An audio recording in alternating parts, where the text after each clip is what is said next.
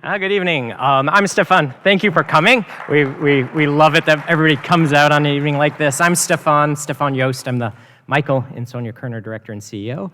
I think next week will be 9 years here, so it's been pretty nice. If you'd like to begin by acknowledging that we're on the territory of the Mississauga, the Credit. It's been home to the Haudenosaunee, the Huron, the Wendat, Neutral, Seneca nations, and of course Toronto today is home to many contemporary Indigenous folks, artists, creators, workers, etc. So we just like to start by acknowledging it. Tonight, we're going to have a talk by Ray Cronin. So he's going to lecture on Alex Colville. And I just want to acknowledge there's a beautiful room of Colvilles on the 4th floor. So after this, how many of you seen it? The Colvilles upstairs? Good, bunch of you. For those who haven't, just take the elevator to the 4th floor. It's in a show called Moments in Modernism that Debbie Johnson and I curated. And there was a big debate for us whether we should include Colville. And I think me being a little bit of outsider was like, of course he's a modernist. I mean, this is about formalism and alienation, and like everything just feels so modern to me. And then sometimes people look at him and they're like, oh, this is poetic and nostalgic and romantic, right? And I think that's kind of a wonderful like tension kind of thing there. Before, I'll just say initially that tonight we have support from Baker Tilly, so if you need an accountant, and McCarthy Tetro, if you need a lawyer, Ira Gluskin and Maxine Grunovsky-Gluskin, Jay Smith and Laura Rapp, Marion and Gerald Soloway, and also some anonymous donors. All of these things depend on philanthropic support, and so for those of you who are members or generous to the AGO, I just personally thank you very much. I'm going to give you a couple sneak peek slides, so if we're going to go to the first slide, we're going to, let's see what pulls up. You might realize we're doing some work on, let's go back one if possible. There we go. So this is myself with Alicia and Ray, and what we're doing is we're on top of the building, and we're building a rather large expansion. You might see the steel going up, and all the steel is in Canada, don't worry. And we've rented a massive place in Cambridge, of all places, to store. We just brought everything into the country that we needed to. So we'll be cool with that. Alicia is our construction manager, so she's the person between Ellis Don and the AGO. If we go to the next slide, you'll see it's a very simple thing. You see on the far right side, you see a little guy there. So just to give you a sense of scale, we're building about 40,000 square feet of gallery space. So that increases our gallery space by about 30%. So that just to put it in perspective, if anybody's been to the Whitney Museum in New York, it's about the same amount of gallery space as the Whitney. And some of the spaces, this space in particular, will be about 5,000 square feet, ceiling heights like this, sound isolated, because lots of artists now are doing new media. And, it's wonderful, it's immersive, it's loud. And so we're just creating spaces for that. If we're going one more slide, you can see kind of, this will be right next to the Zach's Gallery. The Zach's Galleries are large temporary shows. And so this is gonna increase that space with another 5,000 square foot gallery. Most of this, if not all of it, will be dedicated to 20th and 21st century art. Danny Reese, the donor, he said, yeah, just make sure it's 20th and 21st century. It can be Tom Thompson, it could be something contemporary conceptual art. It's really broad, it's generous, and this will be right next to the galleries. So it'll be just to give us flexibility, and almost all from our collection.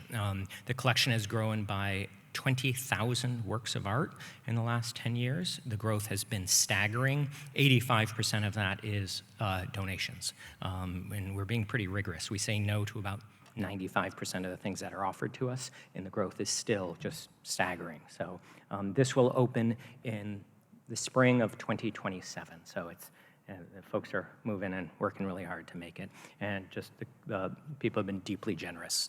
So the funding is really solid. So thank you. All right. Ray is a writer and a curator. Living in Nova Scotia, New Brunswick. He's curator of Canadian art at the Beaverbrook Gallery. So that's just kind of one of the great collections.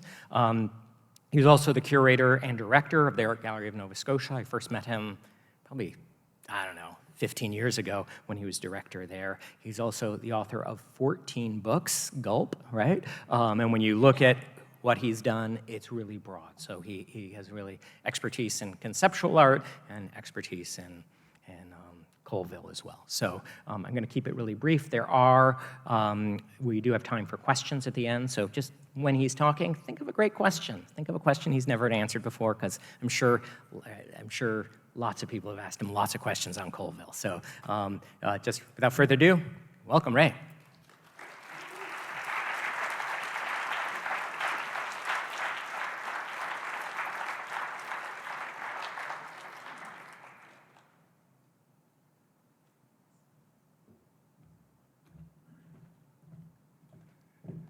Good evening, everyone.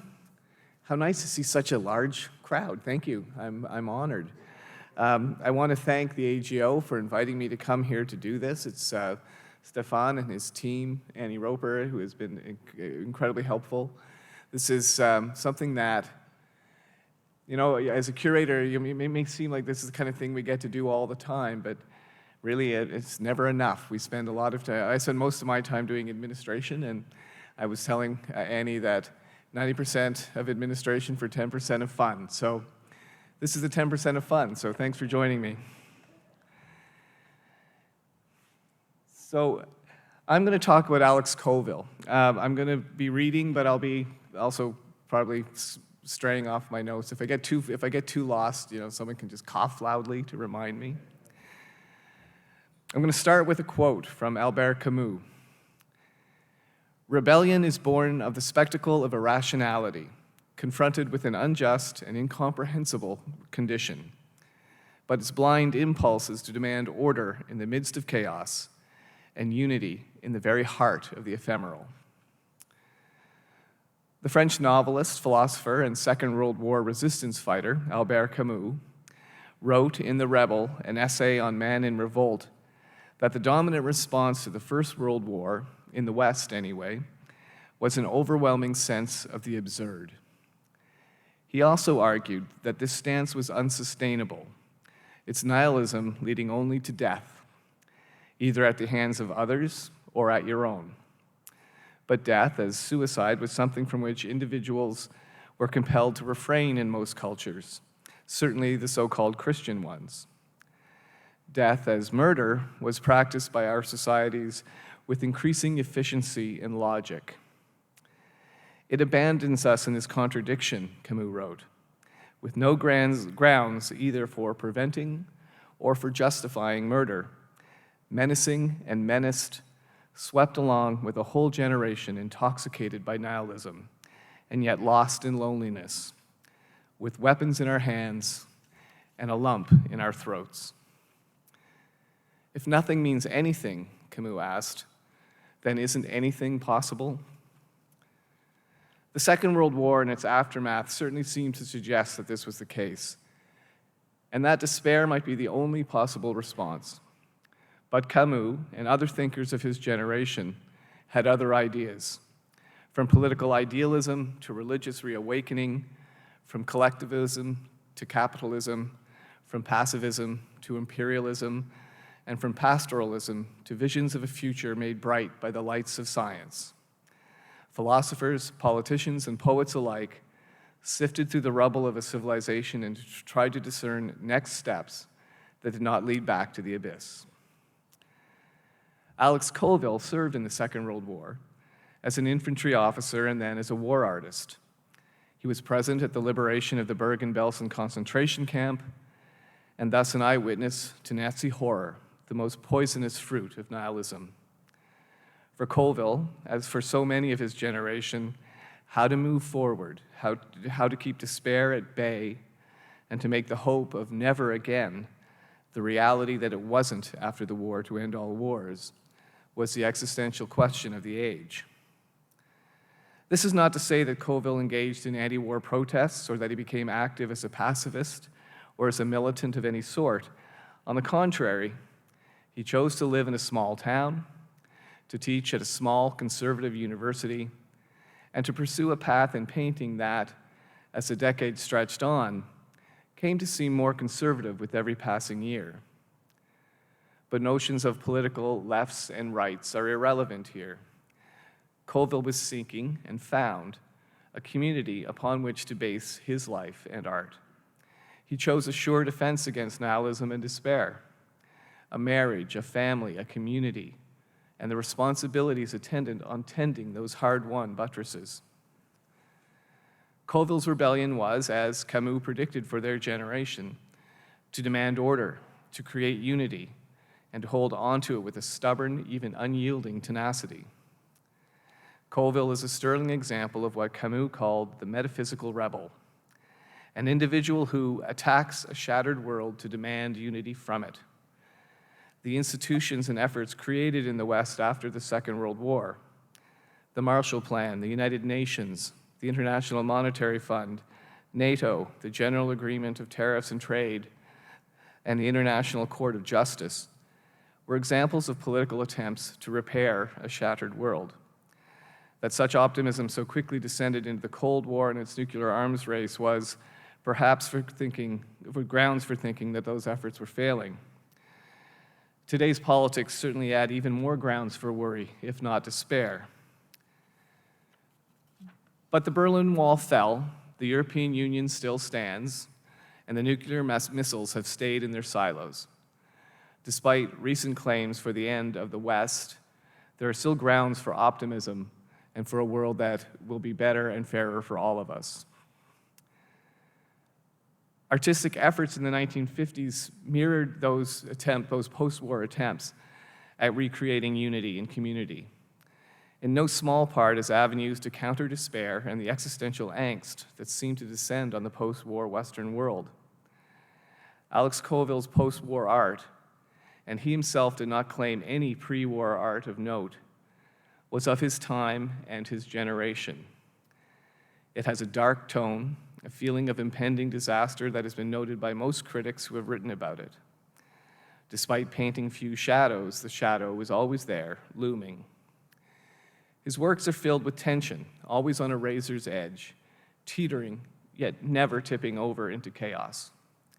For more than 6 decades, Colville maintained this balance in an art that presented a sustained, thoughtful, and indeed rebellious look at order and unity on a human scale. In his own way, Colville paved a path for remaining human in a chaotic and technocratic age, and argued, always, for the primacy of a brain against an armored train. Where, though, did this conservative rebel spring from? In one of those geographic ironies that are so common in Canada, a country whose citizens move back and forth across provincial borders with the regularity of the tides, the best-known painter from the Maritimes, claimed as a native son by both New Brunswick and Nova Scotia, was born here in Toronto on August 24th, 1920.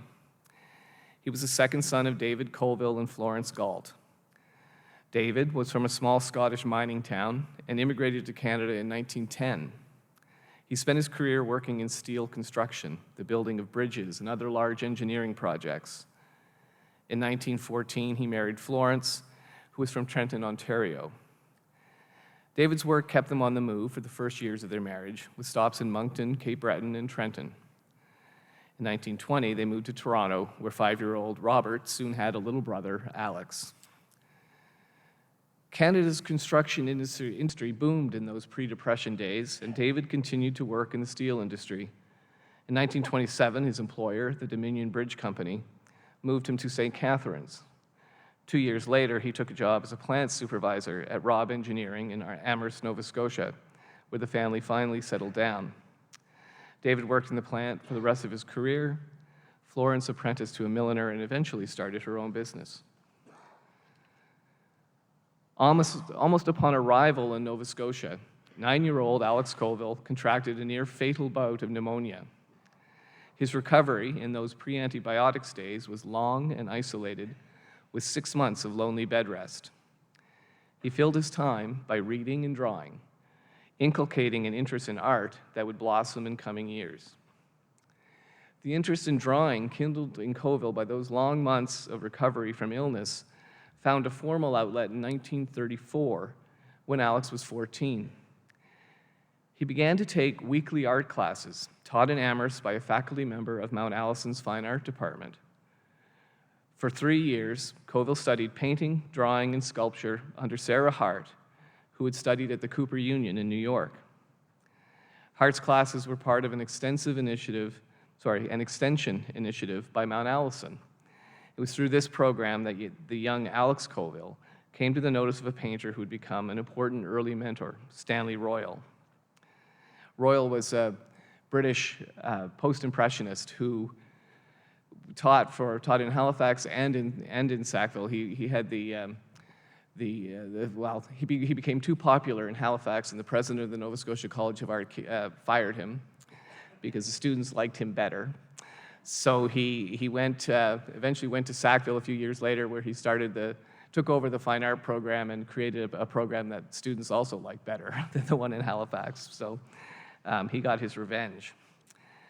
A few years later, Royal successfully encouraged Colville to consider art as a profession. Colville was planning on studying law and politics and had been accepted into Dalhousie University with an entrance scholarship. Royal was able to secure an equivalent scholarship for Colville to come to Mount Allison, and he started there in September 1938 in a class of 10 students. Colville's paintings from this period display a post-impressionist style much influenced by that of Royal himself. And he did have his first successes as an artist while at university, with his works included in exhibitions of the Arts Association of Montreal in 1941 and the Royal Canadian Academy in 1942. This was a significant achievement for the young artist, and he must surely have indicated to him that a career in art was possible. And Colville at this time, he's coming out of the Depression hadn't fully lifted by this time. Canada was at war. He was very much thinking about how he was going to make a living. And being someone who could be an artist and not be anything else was very important to him. It was sort of his central feature, I think, of the way he was driven to make work. Colville's first year class in 1938 included a person who would become the central figure of his life, Rhoda Wright. Rhoda, who was born in 1921, was from Wolfville, Nova Scotia, a town very like Sackville, extremely like. In fact, how many of you have ever been, or how many of you graduated from Mount Allison? There's a first question. So yeah, there's always hands for that. It's a very popular program. Wolfville is the home of Acadia University, on the other side of the Bay of Fundy from Sackville. It's sort of, if you're going to move from Sackville to find a change, you don't go to Wolfville. But again, as you'll see with more, as this goes on, Colville wasn't really looking for change much. Colville and Rhoda were married in August of 1942. Their decision to marry was complicated by another momentous event. Upon graduation from Mount Allison in the spring of '42, Colville had enlisted in the 1st Canadian Army. He had hopes of being a war artist, as such Canadian painters as A.Y. Jackson and Arthur Lismer, among many, many more, had been in the First World War. However, the official war art program had yet to be instituted when Colville enlisted. He spent the first 2 years of his service training for combat, rising from an enlisted man to a sergeant and receiving a commission as a lieutenant in September 1943. He served first in Fredericton and then in Camp Petawawa, Ontario. In May of '44, however, he was assigned to London, where he was informed that he was now a war artist. He spent the next 2 years documenting Canada's war effort, both in England and on the continent. Colville never felt that his production as an official war artist reflected his eventual development. No artist, when directed in their choice of subject matter, is at their best, and the 23-year-old Colville was no exception. In fact, Colville has been widely quoted as saying that he didn't make his first mature work until 1950, 4 years after painting what is his best-known work from the war, Infantry near Nijmegen, Holland, from 1946. Despite his opinion, this work certainly deserves to be considered a key work of his oeuvre, and one that presages many of his later concerns. The composition, for instance, reflects the geometric obsessions of Colville's mature work, with a strong diagonal form that cuts across the canvas from upper left to lower right of the picture plane. This gently curving diagonal line is used often in Colville's compositions, such as Horse and Train, Soldier and Girl, Westbrook and Road, and many more. It serves to break up the rigid geometry of the composition, introducing an element of softness to the hard lines that underline all of Colville's images. The plodding figures, Canadian soldiers walking through the mire of the Scheldt estuary, are depicted as a series receding into the background, their collective weight seemingly pushing the figure in the foreground out into our view from his position in the lower right-hand corner. The viewpoint Colville has adopted is that of the next man ahead in the line, looking back as he negotiates a gentle turn that is indicated in the water-filled furrows that parallel the dike on which the soldiers are marching. Painted months later from sketches done in the field, Colville gave the central figure his father's face. These figures proceed by force of will, set in motion by the orders of others, but sustained in that motion only through their own individual agency. Whether returning from battle or heading to it, at the moment depicted, that is irrelevant. The journey is all that matters. It was while assigned to the 3rd Canadian Infantry that Colville was exposed to the horrific aftermath of full-scale mechanized war. The shattered villages, splintered forests, churned ground, and most of all, the dead civilians, soldiers, and farm animals that littered the landscape, to the point where the sight of bodies became so common that it must have seemed routine. Colville once was said in an interview that the sight of one dead person is horrific, and the sight of several dead people is even more so, but you get to a point where the sight of hundreds and thousands you become numb. You can't process it anymore. The most momentous assignment of his time as a war artist was his presence at the liberation of the Bergen-Belsen concentration camp. Here, more than any other time during his war experience, he witnessed the full potential of human depravity. The scale of tragedy was numbing for Colville, for his compatriots, for the world. Theodor Adorno famously wrote in Cultural Criticism and Society that to write poetry after Auschwitz is barbaric.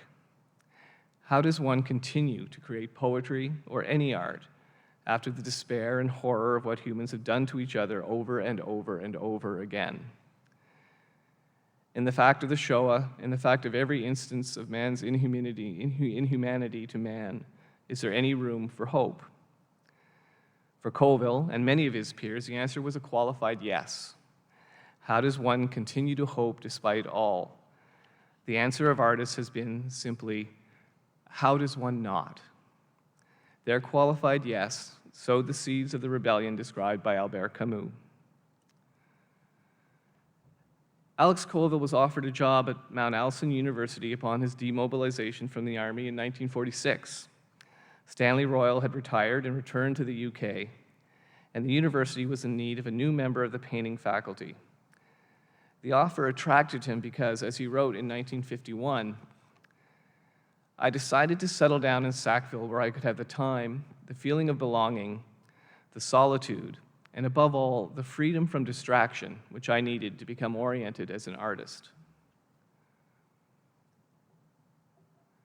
He also felt he'd be free from the influences of the art world in Sackville, which didn't say much for his opinion of his peers at the university, but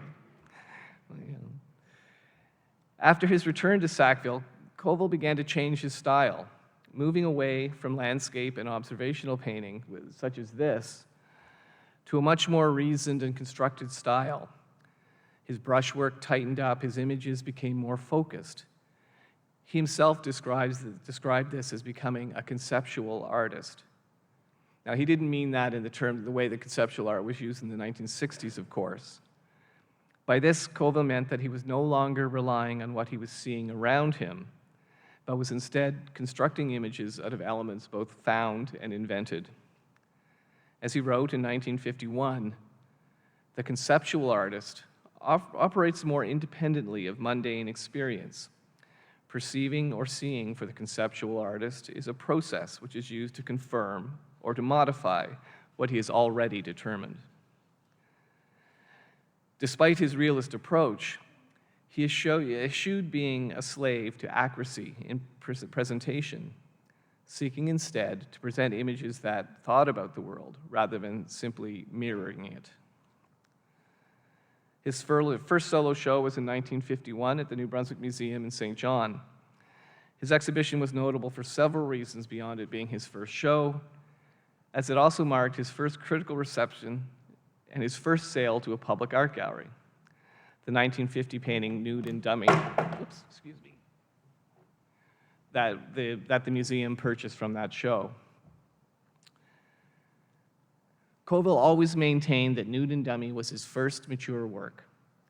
It was the first painting he made that used what would become his signature perspectival system, employing a composition where the elements of the painting were based on an underlying geometric skeleton rather than on the more ad hoc and impressionistic style he had learned at school and employed in his war art.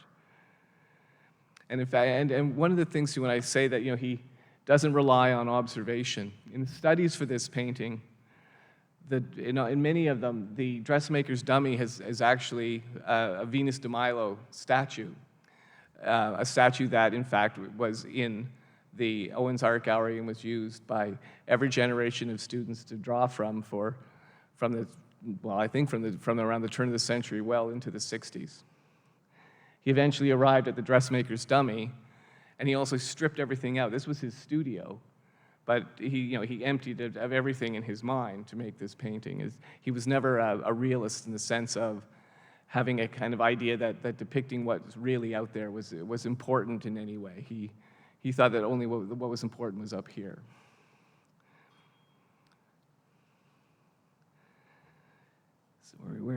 So now I've lost myself. So he had been working in a kind of more ad hoc, he was taught an ad hoc impressionistic style, and he was breaking that down to create this geometric form. In Colville's work from this painting on, while individual elements were based on direct observation, sketches, or even photographs, the compositions were always carefully and meticulously constructed, with little regard for the factual reportage of his war art or student work. What's more, instead of the local landscapes, bridges, farms, and barns and farm animals that he'd been painting since his return to Sackville, in this work he created a conceptually laden image that spoke to his interest in imbuing the everyday with heightened symbolic content, with achieving the kind of universal communication once possible with the religious iconography of early European painting. Colville exhibited regularly throughout the 1950s, with shows at commercial galleries in New York and Toronto, as well as at Hart House Gallery at the University of Toronto, at public museums. His work began to be acquired by Canadian galleries, including the National Gallery of Canada and the Art Gallery of Hamilton, who had the great sense to buy horse and train in the early 1950s. His work of the 50s, the period in which he was grouped with the magic realists, often featured nude female figures in non-specific landscapes and settings. At the Beaverbrook Art Gallery, we have a study for this painting. We also have this painting, but one of the studies shows these two figures in what looks for all the world like some kind of modernist piazza. He put the two figures in a completely constructed environment with pillars and roofs. It's based on some of the architecture from the Venice Biennale. But in the end, he decided to make something a little more familiar, I think, to the audiences he was reaching. He was painting such as Nudes on Shore and Four Figures on a Wharf that gave Colville his reputation as a magic realist, almost as a surrealist. But it was works he was doing at the same time, such as Child and Dog, Soldier and Girl at Station, and Family and Rainstorm, that showed the themes and direction he would pursue for the next 60 years. His subjects were his family, his neighbors, his pets, his home in the environs of Sackville or Wolfville, or very occasionally other places where he was living, such as Santa Cruz or Berlin. He did occasionally he did an artist residency in Santa Cruz, California, The remarkable painting Pacific was made there.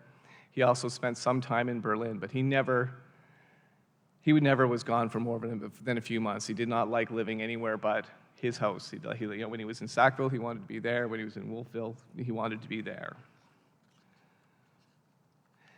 It's in the early 1950s that the themes of the relationships between humans and animals and men and women become predominant as well. He was always interested in binaries. He was interested in the marriage as a unit. He was interested in what a family and the pets and the animals and the human relationship with what all of these, what the relationships were. And you see that in his paintings, this kind of very focused look at what is happening in these relationships.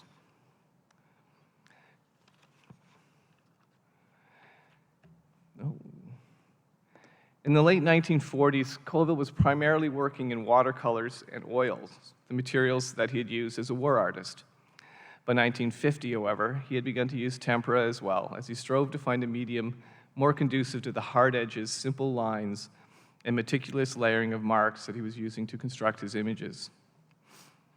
His painting style, in whatever medium, is based on a pointillist approach of layering marks next to each other, each mark a tiny point of color. It is the sum of the parts that make the image and the tone, and there is no mixing of colors in the strokes themselves. Colville worked with fine sable brushes, mixing each color and with a binding agent to create a unified surface. Glazing at the end of the process ensured a coherent, almost seamless surface. The image is the subject here, rather than the paint or the painter. Throughout the 1950s and early 1960s, Colville went back and forth between tempera, casein, which is a milk-based paint or egg temperas, and oil. By the mid-1960s, acrylic paints had achieved such a level of quality and consistency that Colville began using them exclusively, and did so until his death. If rebellion begins with what Camus calls a blind impulse to demand order in the midst of chaos and unity in the very heart of the ephemeral, then that order, in pictures anyway, must have some way of being expressed. For Colville, that meant the underlying geometry of each image, a strong skeleton of geometric relationships that ordered every aspect of his compositions. Often based on the golden rectangle, his geometry is a construction technique. His meticulous sketches before he began to paint show how both the image and the geometry evolved as he arrived at a composition that reflected the idea he was trying to convey. The underlying geometric order is conveyed to the viewer through a sense of proportion and alignment that is almost subliminal. Ultimately, his geometry is most important not for specific angles, arcs, or correspondences, but for the underlying rigor that the balanced geometric framework gives to the image itself. A Colville painting feels centered. It feels somehow that there's nothing about to spin out of control, there's nothing extraneous, and that geometric framework that he worked out with such detail is how he was able to arrive at compressing the images and focusing the images. In 1955, Colville began working in serigraphy, that is, silkscreen prints.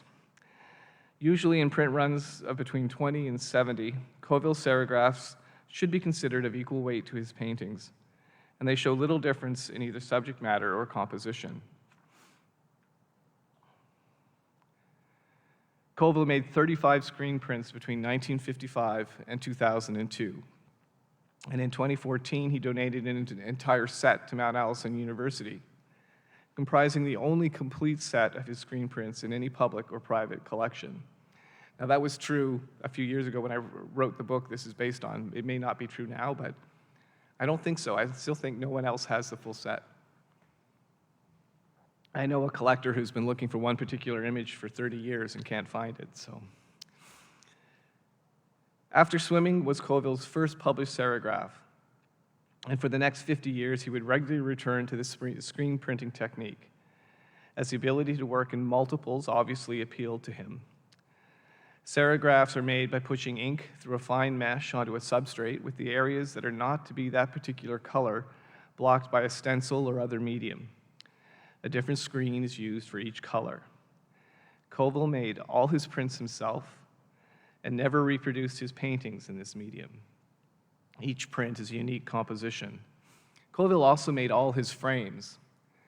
And if you look at, you'll see in some of the paintings, some of them have actually been reframed. But I'm pretty sure, if I remember correctly, that all the works on view in Moments in Modernism have the original wooden frames. And you see the geometry in them. He did that all 100% himself. He prepared his own grounds, he did everything. He didn't like to farm anything out. It was all done by his own hands. After Swimming reflects a theme that Colville returned to often throughout his career: the relationship between a man and a woman, specifically between husband and wife, as evidenced by the use of Rhoda and himself as the models. Colville was he wanted to make universal images, but they were based in the particular. They were based in his relationships, in his family, and his experience. That relationship is usually depicted as being a whole, each painting a visual manifestation of the notion of two becoming one, promulgated in traditional Christian wedding vows. Additionally, the two figures are often depicted as representing contrasting poles of behaviors. The male might be more outward focused, the female closer to nature or to bodily reality, abstract versus concrete, doer and thinker, actor and observer, and so on. Colville's mature style is his own, not indicative of any school. His works are immediately recognized as a product of his hand and his sensibility. However he is described, a pointillist, divisionist, precisionist, for instance, his careful, intense brushwork is a source of his painting's distinctive style. Laying down tiny individual strokes of pure color builds up a luminous and rich surface, despite its lack of texture or material depth. Like the painters of the early Renaissance that he so admired, Cimabue, Masaccio de la Francesca, his style seems to be designed to become invisible, to defer attention to the content. In each work, his approach was the same, presenting simple images from day-to-day life that have the power of myth or revelation. By the early 1960s, Colville's career was doing well, with regular sales and exhibitions, and he decided to retire from teaching, resigning from Mount Allison in 1963. Rhoda and he stayed in Sackville another 10 years, until moving to Wolfville in 1973. His last years in Sackville were productive ones, with important exhibitions, including as part of Canada's entry at the 33rd Venice Biennale in 1966. He continued to have occasional solo shows in New York, and in 1969 had his first solo exhibition in Germany. Some of his most iconic images were created in this period, including Two Prince Edward Island in 1965, Church and Horse in 64, and Pacific in 1967. One thing, though, about Colville, when I say he had a productive period, a year for Colville would be one painting, one serigraph, maybe two paintings. And in an extraordinary year, he might have made 3, but they were probably very small. His works took a long time to make, and one of the reasons why he eventually settled into having one dealer, one annual show was he couldn't sustain a New York career. He couldn't make enough work to. No New York dealer was going to keep him on if he could only do one show. He could have a solo show every 8 years. It just doesn't work. So he did, again, it slowed down, focused. It was very much his whole way of working. The act of seeing, or more accurately, the act of perceiving, is a constant theme in the work of Alex Colville. In To Prince Edward Island, that theme is joined with another common one in his body of work, the relationship between men and women, between a man and a woman, between husband and wife.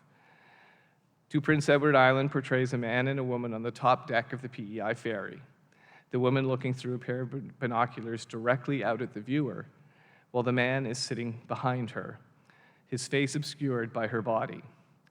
Much as in the later work, Woman in a Bathtub from 1973, which is included upstairs in the Moments in Modernism, the female figure is the centerpiece of the composition, while the male figure hovers in the background.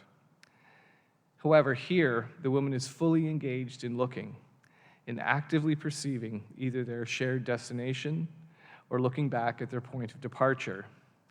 The male is more passive, simply being rather than acting. In both paintings, the male's face is obscured. Oh, that's fine. Sorry, that's what I meant. Is they wrote it down differently. One of Colville's most recognizable works, To Prince Edward Island, encapsulated much of what makes Colville's work both idiosyncratic and universal. The artist, and more expansively, each individual consciousness, is always an observer. That is a truth for Colville, an inescapable fact. In this picture, the artist observes the woman in her act as observing, and we as viewers are put into the role as observed, even as we look at the paintings and try to make sense of it. In January, Colville flips it a little bit, right? He's the one looking at the viewers. Rhoda is actually looking back and paying no attention to us or to him. I think that said a lot about the relationship, in fact. The old cliche, seeing is believing, is old because it is true. In Colville's world, seeing is the only route to knowing. Colville directly addresses the viewer in this and both of these paintings, and does so in a way that generates unease and fascination. In To Prince Edward Island, the female figure appears to be looking back at us as we gaze at her. But the blank eyepieces of the binoculars put the lie to that self-deception. She's looking at the horizon, scanning the distance, looking right through us. The contradiction between what is a flat arrangement of colored pigments on a board and what we want to see, a woman and a man on a boat, is presented by Colville to us. You cannot truly know anyone, he seems to be saying. We are alone together.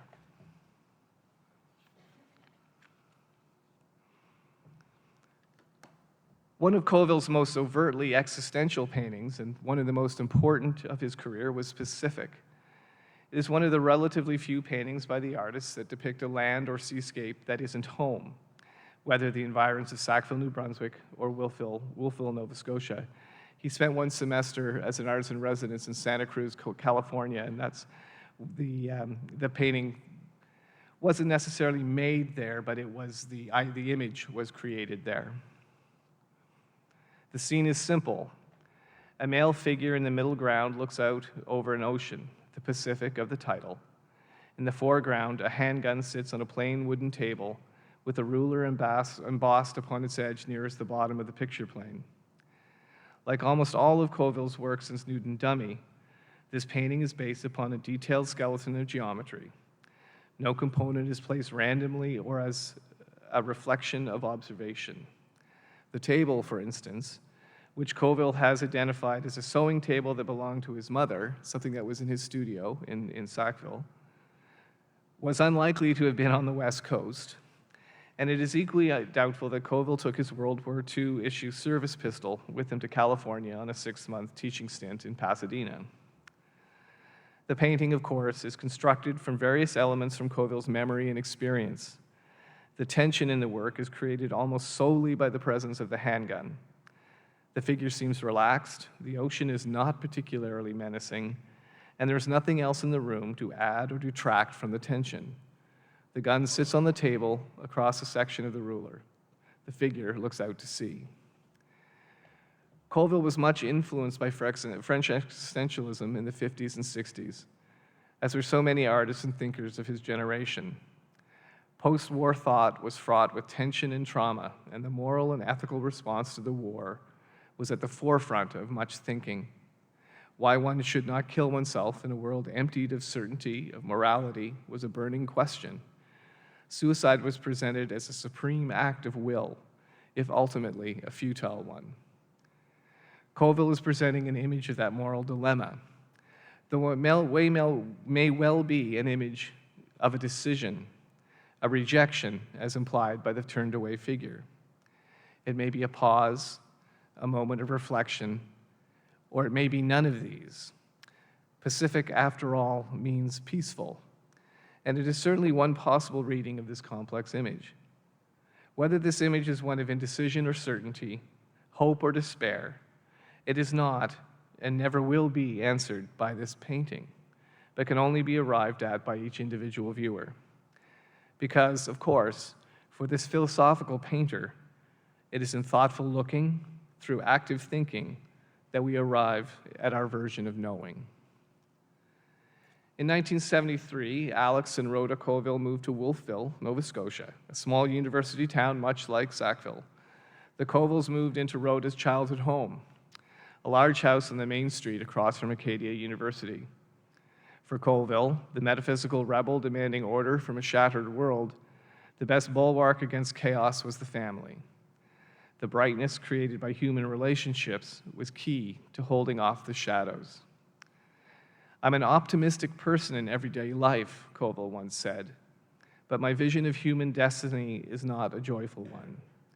My work is pessimistic, but my life is happy. I see the human condition as tragic." Alex Colville used the images of himself and his wife in domestic settings to make powerful and complicated images that speak to the fundamental truths and mysteries of human life. How can we truly know anyone? What is next? What does it all mean?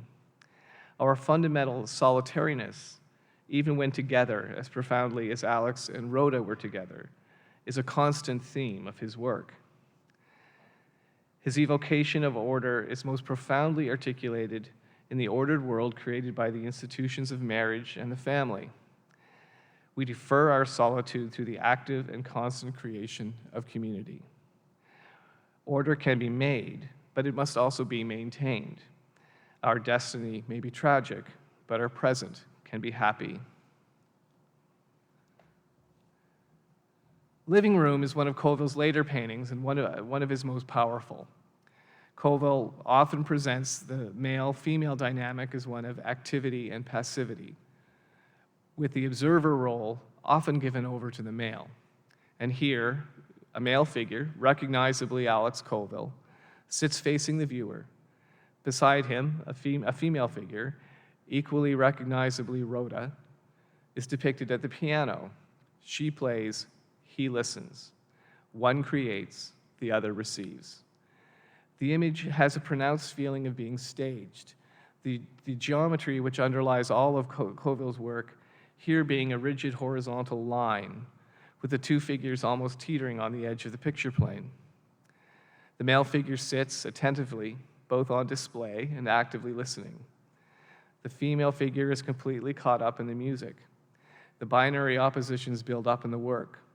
The male sits in front of a window, the blackness outside the panes framing him. The woman is backlit, with a glow from the white wall behind her, suffusing her image with light. Colville depicts himself as fading, and depicts Rhoda as sharp, focused, and vital. The male figure is no longer the observer, but a listener, a quiet presence who does not engage with the scene. The family dog is depicted between the two, but the male does not acknowledge the animal, nor the dog him.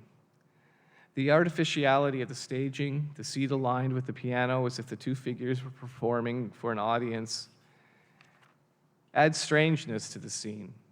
Colville depicts himself as almost ghost-like, perhaps as a memory conjured by the music.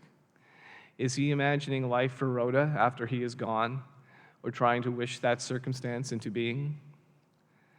As an artist who uses his immediate surroundings, in particular his home and family, as a constant source of his imagery, it's not surprising that Colville used the genre of the self-portrait as well. And studio is his most uncompromising self-portrait. In this stark image, the artist is presented full length, standing naked before the viewer, his hands clasped over his genitals. Colville is presenting himself to us for our scrutiny, of course, but really it is himself who is the observer. Painted from an image in a full-length mirror, this work is an unstinting look at himself by an artist who takes observation to great lengths. Honest and almost brutal in its depiction of an aged body, this work is unequaled in Colville's oeuvre for its physical honesty and directness. This work also has an element of appraisal to it, a sense of summing up, inevitable perhaps, as the artist entered the last productive decade of his life and career.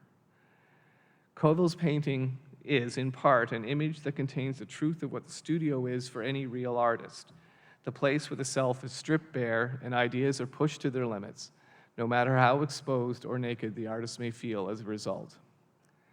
Colville is suggesting in studio that the artist is always the way he presents himself in the painting, under scrutiny, naked and helpless under the eyes of his observers. Despite his own early self-description as, well, actually, before I go on, Alex Colville's studio was remarkable. He in his house in Wolfville, he designed himself. And his studio was this small room with beautiful light, completely stripped down.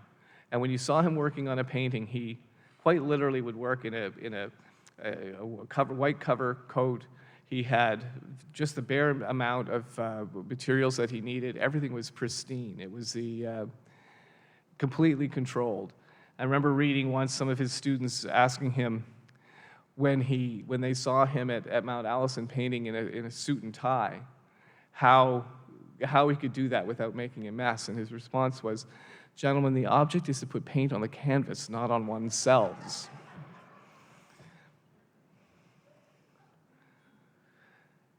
Despite his own early self-description as a conceptual artist, Colville has mostly been thought of as a realist, either as a magic realist or later on as the leading example of a regional group of Atlantic realist painters, usually described as Colville and some of his students from Mount Allison. Both are problematic terms.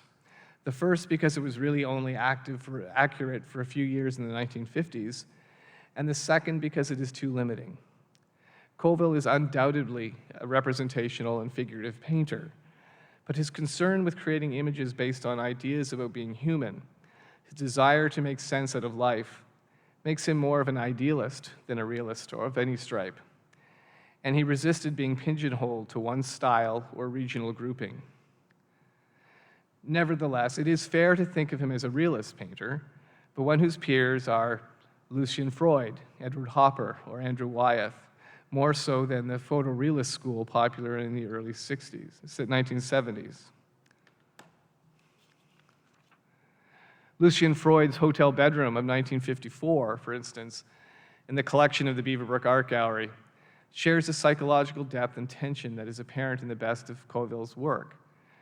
Eric Fischl's Bad Boy from 1981, painted just a few years after the artist left Nova Scotia for New York, is another example of realist painting with built-in tension and drama that is closer to Colville's work than is any exercise in painterly deception. Colville did not want to fool the eye.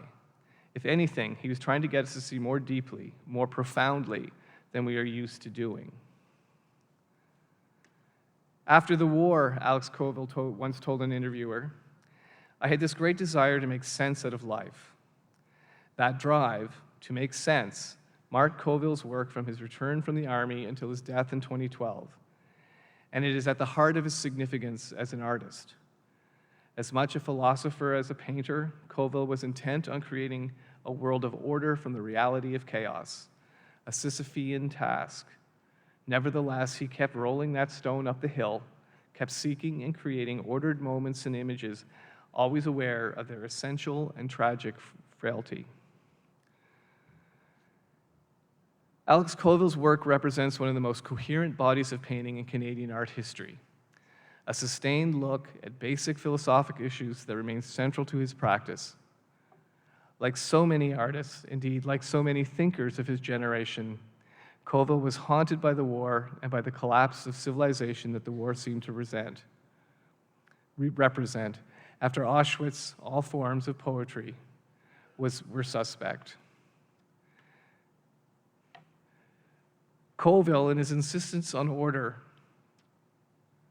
on making sense, embodies Camus' metaphysical rebel who attacks a shattered world to demand unity from it. That demand, that recognition that the cultural consensus, if it ever existed, and Colville's generation had been taught that it did, was forever gone, is a constant in Colville's work. His images portray moments of calm and order, but always with the awareness that they are fleeting. Again with Camus, Colville is a rebel, a man in revolt against a world that promises only tragedy. Colville's search for meaning was a conversation with history, with the past and the future, played out in the internal present of each viewing of his work. He aspired to be wholly of his time, but also timeless, an ultimately impossible aspiration repeated and repeated with every finished artwork. As Colville knew all too well, art is an attempt to both articulate and defy time. Order is made from chaos, and the law of entropy ensures it will return to that stateless state soon enough, unless that order is tended. Alex Colville, a conservative rebel, found hope in that tending. And so too, I hope, can we. Thank you for listening.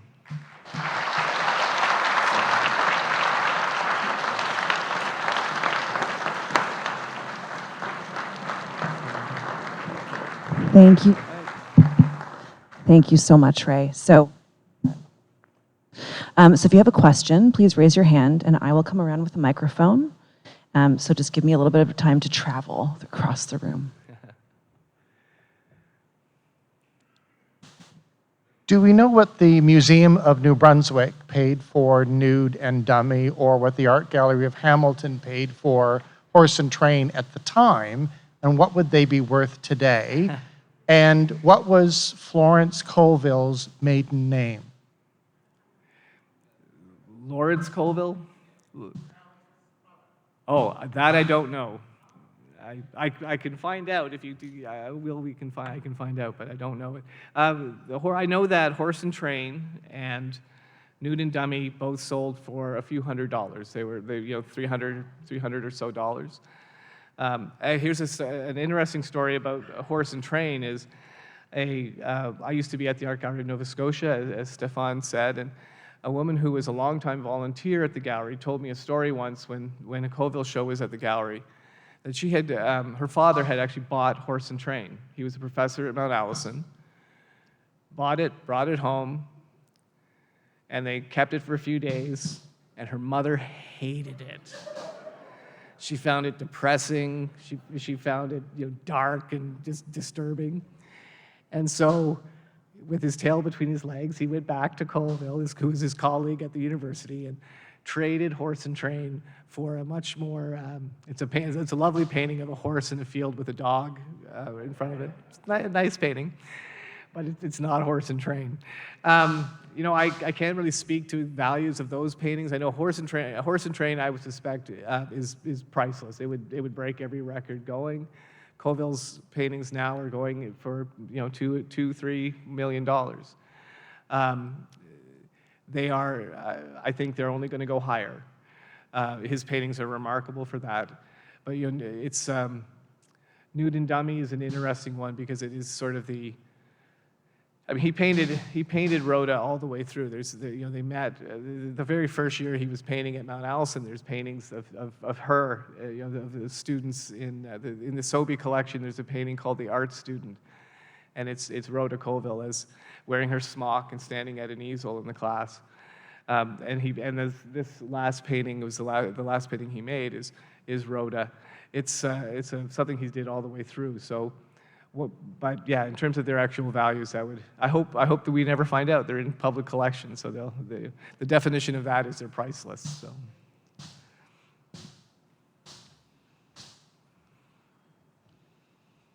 I really love The Traveler. It's in Hamilton, the gallery there, and I was curious what your interpretation was if the driver sees the person on the road, they don't see the person on the road, if they're stopping, or what the rationale or the thought was behind that painting. I think, as with a lot of Colville's paintings, it's a mix. I mean, I think the Traveler, that's one where I read it as dual. I read the driver as Colville. I read the hitchhiker as Colville, and he's thinking about that sense of maybe it's the baggage that you've left, maybe it's the previous things that you regret. It's things that are there. He's sort of, because I don't, I did know Alex Colville a bit, not very well. He was much older than me. I was a young curator, but he didn't strike me as somebody who picked up hitchhikers. But he was someone who, as I say, he never made a careless image. He never once just, it was never, oh, that's good enough. That wasn't part of his vocabulary. So I've always thought of that one as a dual image. Driver and traveler are the same person.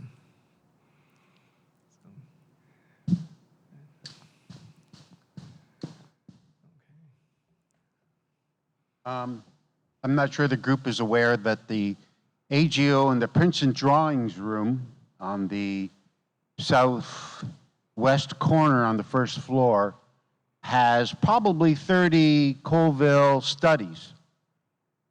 These studies are available to view on the first Wednesday of every month between 1 and 8 o'clock. Well, the entire AGO Princeton Drawings collection is available to view from the 1 o'clock to 8 o'clock on the first Wednesday of every month. But the Colville studies will be on display in that room this Friday between 1 and 3 with a special, by coincidence, presentation for a drawing group of mine. So you'd be more than welcome. The door's closed. You have to ring the doorbell and they'll let you in. I would highly recommend taking advantage of that. That's not even a staff member. That wasn't even a planted comment, everyone. Thank you for being so knowledgeable about our programs.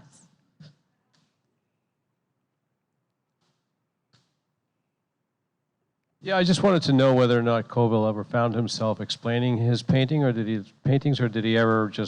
just let his paintings explain themselves? Sorry, I didn't quite. Was Colville ever compelled to explain his paintings, or did he just allow them to explain themselves? Thank you. He was not one for explaining. He really didn't think it was necessary. I mean, he would expand on things, or he would talk around them in a sense, but there was never never a sense where he would say, yeah, well, he might say something like, the horse and the train, we don't, maybe they meet, but maybe they don't, and it might be a dream, but maybe, he would acknowledge what you were wanting to bring to it, but he like in my experience, like most artists, this isn't something that he was laying out. If he could explain it in words, he would have used words. They were a lot easier. So, there's someone over here. We're just recording, so I'll just hang on one sec for the mic. Thank you. Thank you. So I was just wondering, you mentioned that he studied under, I forgot the name, but... Stanley Royal. Oh, Stanley Royal. So during his prime time, let's say, when he was producing more of the artwork, were there any other artists around him, or was he more on his own? Was there a group of artists who were... There were artists definitely in Sackville. He just didn't get along with them. Okay.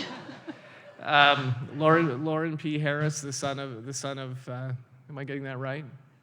Lauren S. Harris. I always get Lauren Harris from the group of 7. His son was the head of the art department at Mount Allison, also named Lauren Harris, and they were difficult colleagues, I think. I mean, when Colville quit, in a large part, he quit for many reasons, but one of them was definitely that he did not get along with his colleagues. He didn't think that he wasn't seeking artistic influence. And I think that's something, artists can be very different. Some artists just are like sponges and soak that in and put themselves in situations where they are constantly their ideas are being challenged or being sometimes knocked down, sometimes raised up by interactions with other artists. Colville did not want anything to do with other artists. He thought of himself as being much more in conversation with Andre Montaigne and early Renaissance work.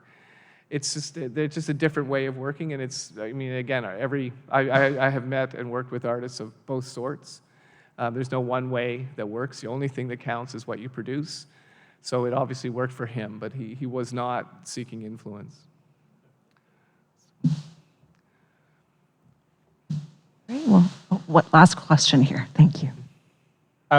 Did he ever talk about or ever comment about Maud Lewis? Like, I'm wondering about their relationship between those two as like prominent maritime artists. I never heard him talk about it, but so Alex though was on the board of the Art Gallery of Nova Scotia. He was the honorary chair of the capital campaign that built the room that the Maud Lewis house was built for, the Maud Lewis house. He was certainly aware of that work, but my reading on that would be that folk art for Alex Colville was a necessary evil to get an art gallery built, but it wasn't something that he was interested in. I mean, one thing too, you have to think, again, Colville, like many artists, I mean, how many of you know professional musicians who never listen to music?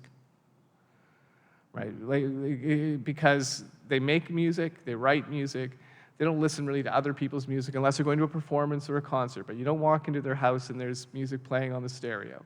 That's been my experience of several friends, but I'm saying is, Colville's house, there were only, anytime I was there were only ever two artworks, well, three artworks. One was a 2,000-year-old Greek drinking cup. One was a tiny portrait of Rhoda from a painting that he had made that he didn't think worked, so he destroyed the whole thing except for her face. And one was whatever painting was getting ready to be shipped off to Mira Goddard Gallery, and that would be sitting on the mantelpiece. And that's it. Because it was always about what was happening in the studio, not what's going on in the rest of the room, the rest of his life. He wasn't, so it was just not a, so folk art wouldn't even have entered into into that realm of his thinking, I don't think. So.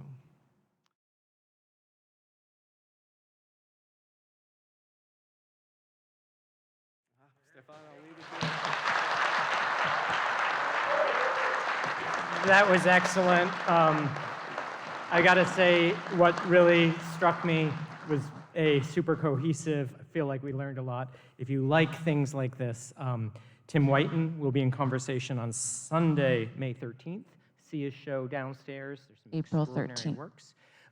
What also struck me was, he was at Bergen-Belsen, right, after the war. If you get a chance, see the Auschwitz show, and then think back to this talk at the ROM. I'm plugging the ROM. Go there. It's important, hard, meaningful. And then also we have a talk on April 23rd at 7 o'clock with Ron Terada and Kitty Scott together. So that's, and book early on that because there's limited seating. So have a good evening. Bye-bye.